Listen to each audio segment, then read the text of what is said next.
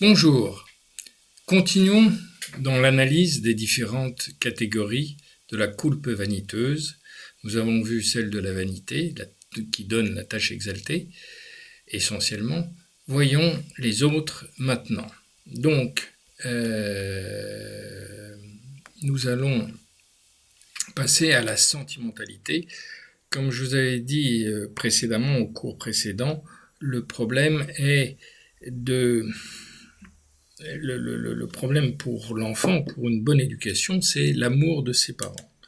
Mais l'amour est souvent confondu avec la sentimentalité envers nos enfants.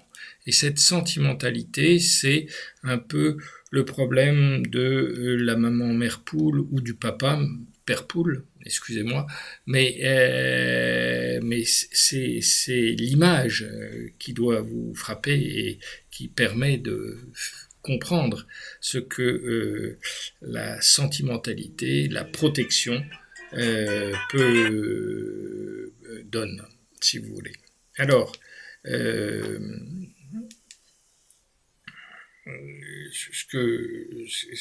qui importe, c'est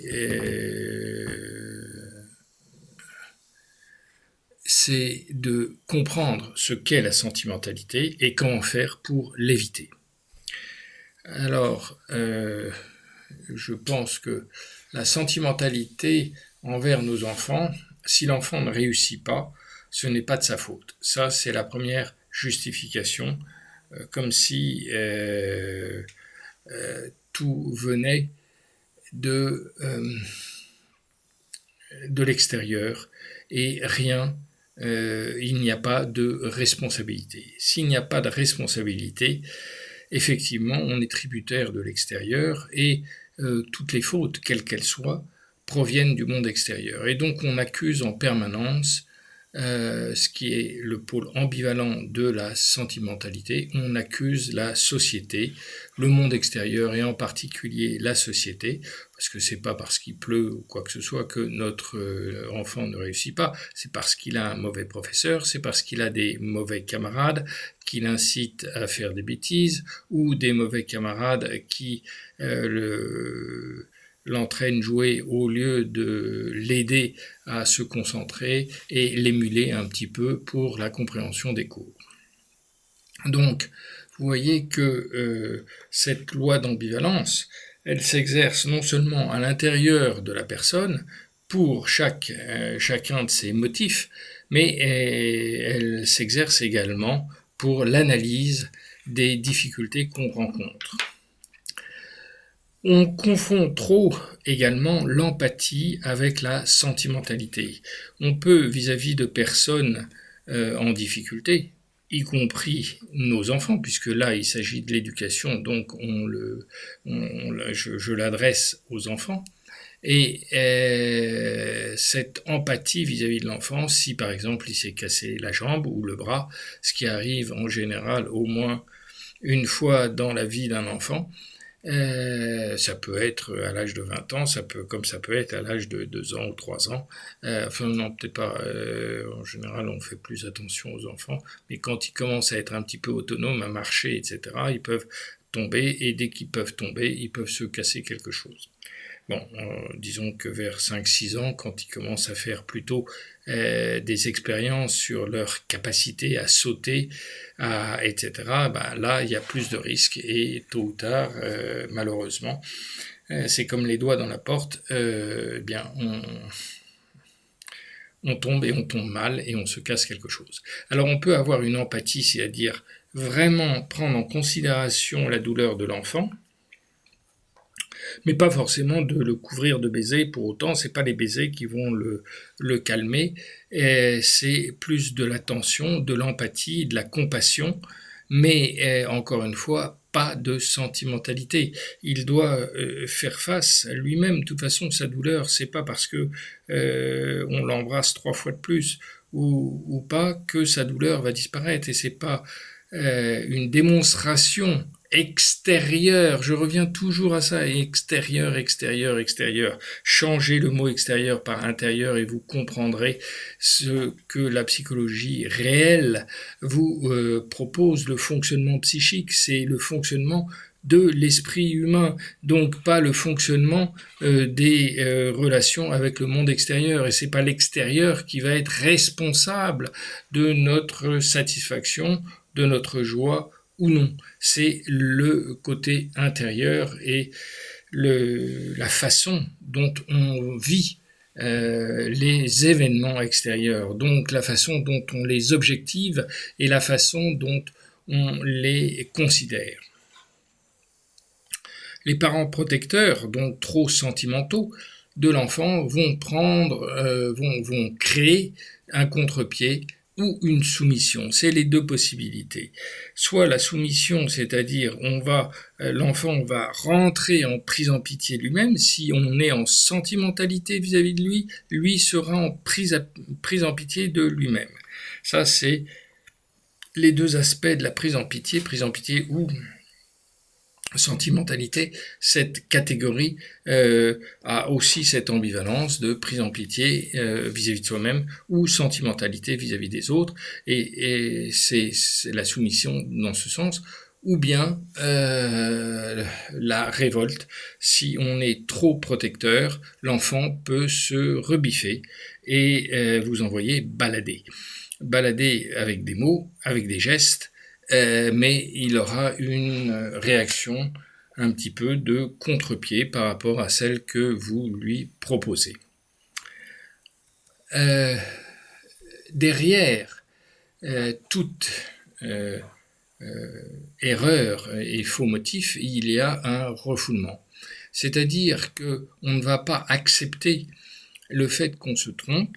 Et si vous êtes en sentimentalité, je suis sûr que certains d'entre vous qui écoutez cette cassette voient déjà, sont un petit peu en révolte en disant mais non, quand même, c'est normal de le prendre en pitié, de le prendre dans ses bras, de l'embrasser, le pauvre petit, etc. Et oui, et en même temps, c'est le refoulement de votre faute essentielle qui est quelque part, je l'ai peut-être pas assez surveillé et il lui est arrivé ça, je l'ai pas éduqué comme j'aurais dû l'éduquer, et donc vous refoulez l'essentiel, la véritable travail que vous auriez dû faire, vous le refoulez, et donc si vous le refoulez, il va ressortir forcément sous une forme d'accusation qui va se retourner contre vous. Donc, se mettre à la place de l'enfant le prive de responsabilité. Trop de sentimentalité va priver votre enfant de responsabilité. Et après, vous allez avoir un enfant soit timide, soit asocial, soit introverti, au lieu d'avoir un enfant qui est bien dans sa peau, c'est-à-dire qui sait être extraverti tout en n'exagérant pas son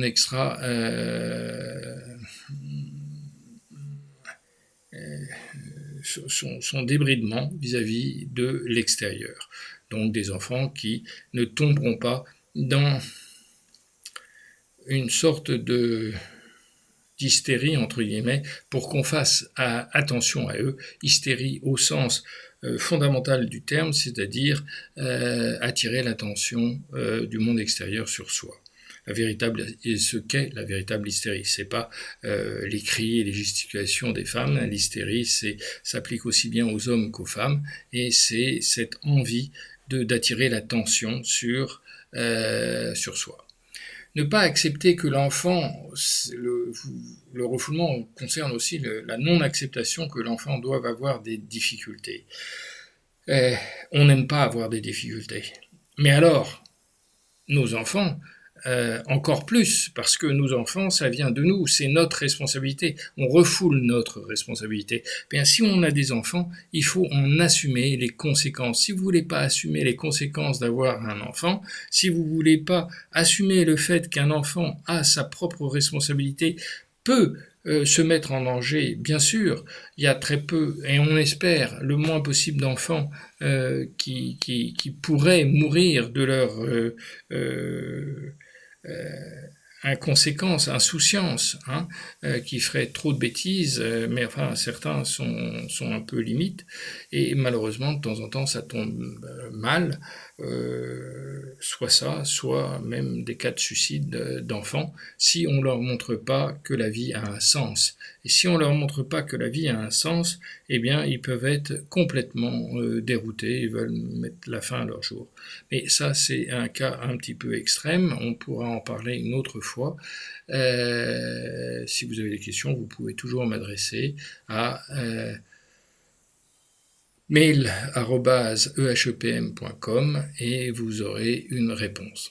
Alors, enfin, c'est une dévalorisation de l'enfant et de soi-même de refouler. Le refoulement sous-jacent, c'est je tombe en sentimentalité pour ne pas vous vous dévalorisez et vous vous dites l'enfant n'est pas capable d'assumer ses responsabilités, je vais le faire à sa place, et en faisant ça, vous le déresponsabilisez, donc c'est une dévalorisation de vous-même, de l'enfant, mais aussi de vous-même, parce que c'est ne pas accepter et que que la vie est vie et mort, et que la vie a aussi ses exigences.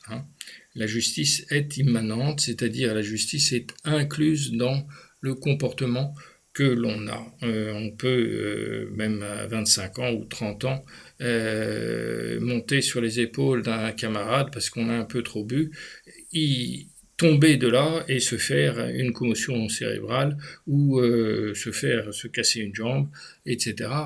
C'est pas bien méchant, c'est pas bien grave entre guillemets de monter sur le dos d'un camarade, mais si c'est parce qu'on a trop bu et qu'on est un petit peu éméché, eh bien c'est une responsabilité et c'est une sorte de refoulement pour ne pas rester les pieds sur terre et garder la tête froide.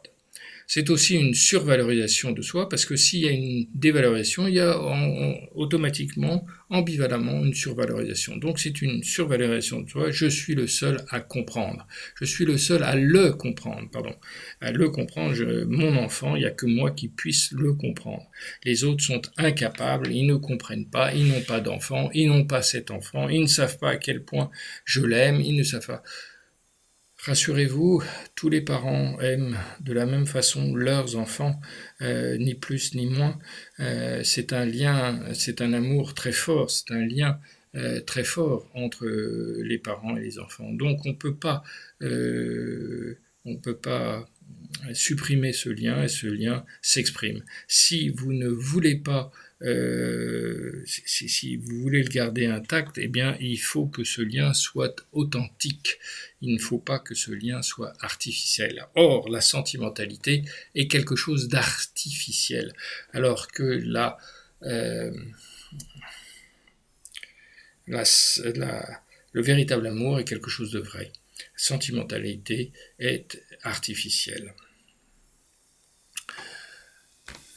Les deux formes les plus visibles sont de la sentimentalité les plaintes, la plainte sur soi ou sur les autres, et l'accusation des autres ou l'angoisse d'opinion. C'est les deux formes, si vous voulez, visibles, extériorisées de la sentimentalité. Le vrai paradoxe serait de se plaindre, de ne pas avoir à se plaindre. J'ai un ami très cher qui est mon voisin dans mon village et qui me dit le matin c'est terrible Stéphane, je lui dis quoi donc? Eh bien le fait que je vais bien et donc je n'ai pas de quoi me plaindre. Vous voyez, c'est l'humour qui permet de surmonter les difficultés qu'on a. La plainte comme l'accusation sont des provocations. Faites attention à moi. Et l'enfant peut soit provoquer avec des accusations, soit provoquer en se prenant en pitié, en pleurnichant, comme on dit, et tout ça pas parce qu'il a mal, mais simplement pour dire faites attention à moi. Donc ce qu'il faut, c'est comprendre le message et faire attention à lui, c'est-à-dire lui donner du temps. Et lui donner du temps, c'est s'occuper de lui. Et le temps, vous allez le prendre sur vos propres désirs de faire ceci ou de faire cela, de répondre sur votre téléphone portable ou d'aller acheter quelque chose. Non, ne regardez pas votre téléphone portable, n'allez pas acheter quelque chose, simplement passez ce temps que vous auriez passé à vous occuper de vous-même, eh bien passez-le à écouter votre enfant. Je ne vous demande pas de faire un effort, je vous demande juste de l'écouter. Et s'il voit que vous l'écoutez, alors il retrouvera cet amour dont il a tant besoin. C'est ça ce qu'un enfant attend et ce dont il a besoin. C'est pas autre chose que de lui accorder du temps. La prise en pitié, encore une fois, je veux travailler, cette sentimentalité concerne les enfants. Le pauvre enfant, il doit souffrir. Vous n'êtes pas à sa place dans sa tête et vous ne savez pas s'il souffre ou pas. Il souffre beaucoup plus de douleurs psychologiques que de douleurs physiques. La prise en pitié concerne les parents aussi. Pourquoi ai-je un enfant pareil ?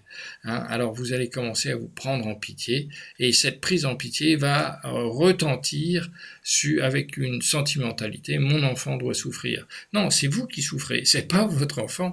Et donc vous allez prendre à votre compte cette souffrance que vous attribuez à tort à l'enfant parce que l'enfant oublie très rapidement ce qui lui arrive et passe à autre chose et il a plein d'occupations et une richesse une soif de découverte qui dépasse toute l'imagination que vous pourriez avoir, que vous devriez avoir, mais que vous n'avez plus parce que vous êtes quelqu'un de sage, entre guillemets.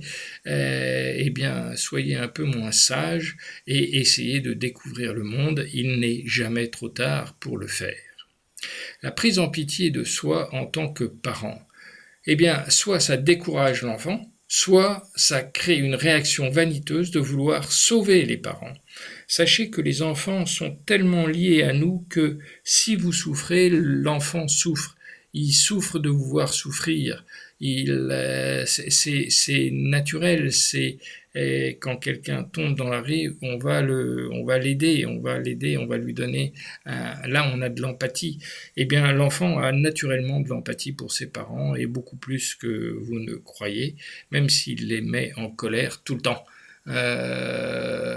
Parce qu'il n'a pas fait ça, parce qu'il n'a pas rangé, parce qu'il a cassé, etc. C'est une réaction naturelle, je dirais.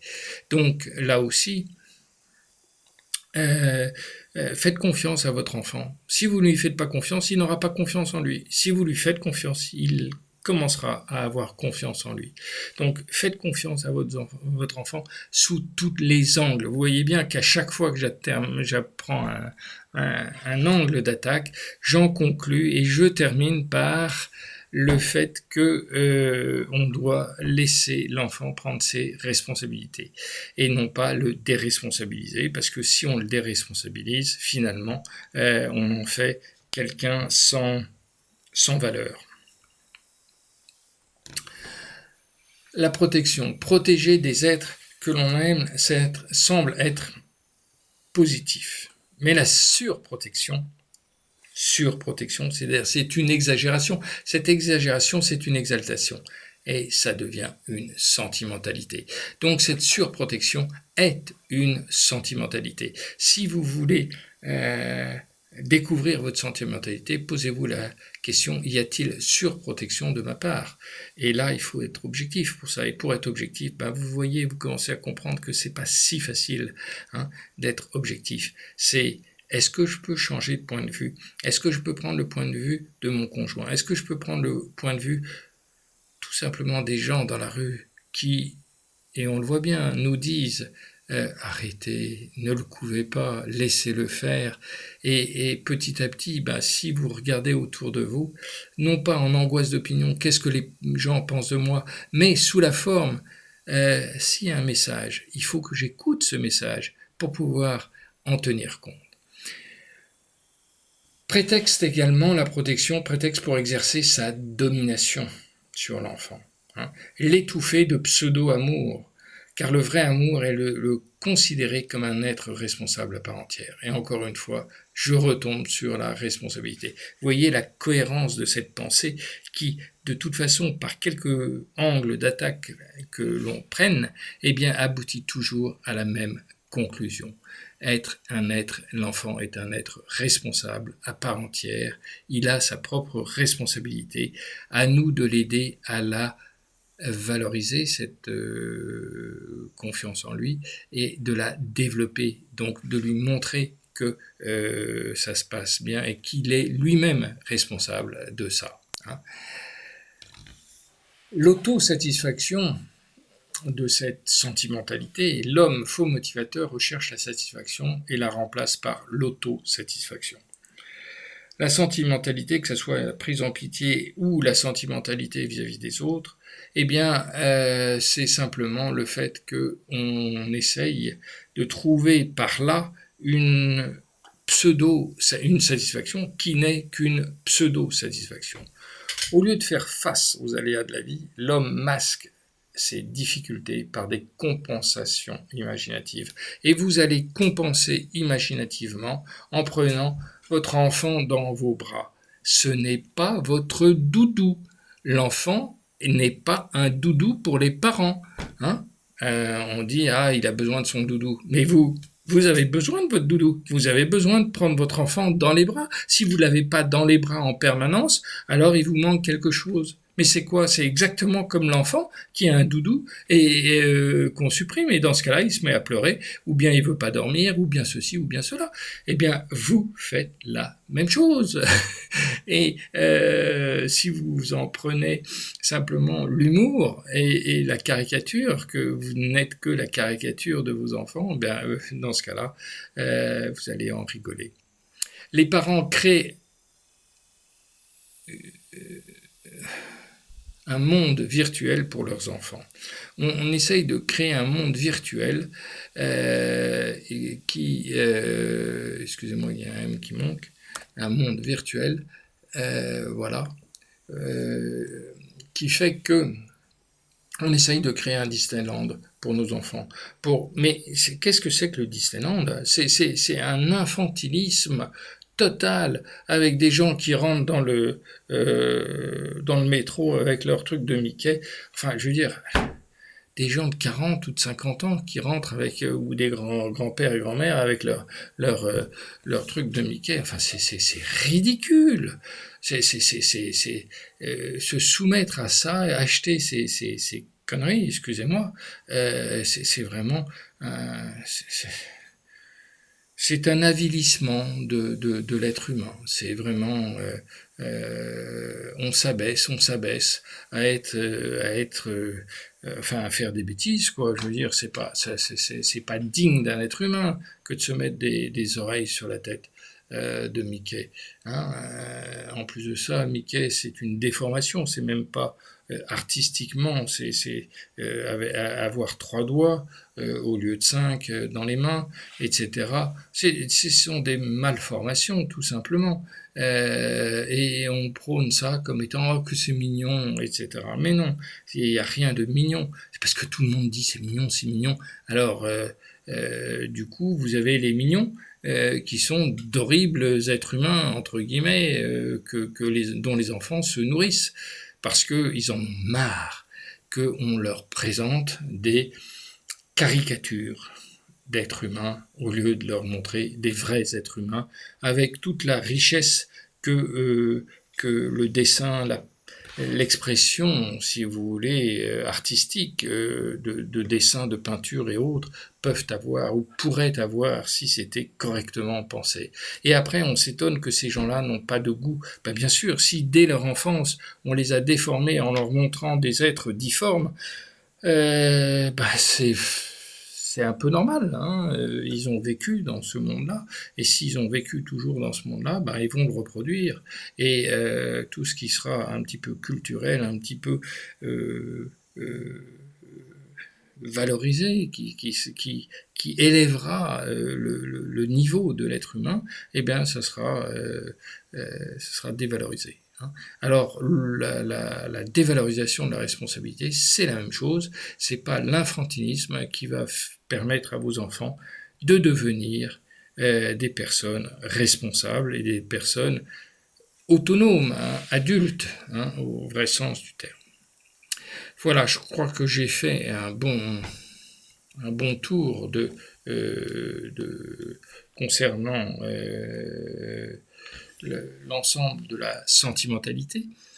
Et vous voyez tout ce qu'il y a à faire et tout ce qu'il y a à voir, rien que sur une catégorie. Alors vous en avez 4 qui sont ambivalentes, c'est-à-dire on va passer de l'une à l'autre et de l'une et ainsi de suite, et on va tourner en rond dans ce cercle de la sorcière, cercle morbide dans lequel on est.